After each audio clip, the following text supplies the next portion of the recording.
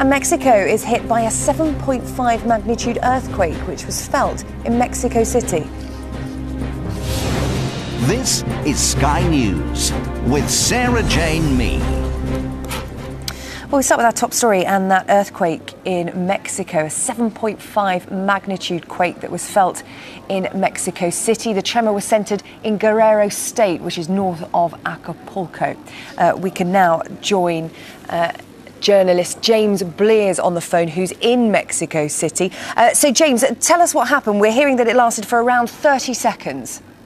Well, the first I actually heard of it, I was in my office on the first floor of our building, and basically the floor and the whole building turned to jelly.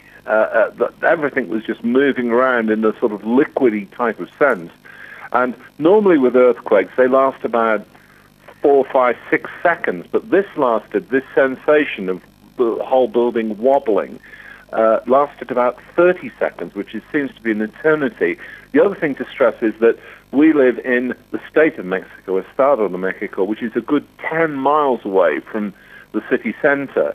And so our house is actually on a hill, which is almost solid rock. So that gives an impression of the tremendous power of this earthquake. And thousands of people in Mexico City have evacuated buildings and are still, as we speak, standing on the streets. They won't go back into the actual buildings because an earthquake of this magnitude often has aftershocks, and so they're waiting a good time before venturing back. Must be also said that this is Easter Friday, so Mexico City is relatively empty. There aren't that many people as in comparison to what there would normally be, but this has been a sizable earthquake. You're talking about aftershocks and people waiting for those to follow. What kind of procedures are in place in somewhere like Mexico City that is vulnerable to earthquakes? Well, this earthquake, actually, as you mentioned a few moments ago, the epicenter of it was in Guerrero State. It was in a place called Tecpan, which is between Acapulco and Zihuatanejo.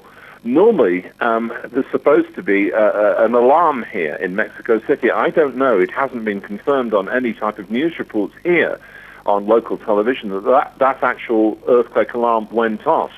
And so that's one thing to consider. But the fact that it happened so quickly, so suddenly, is probably the explanation for that. But there was no prior warning to this.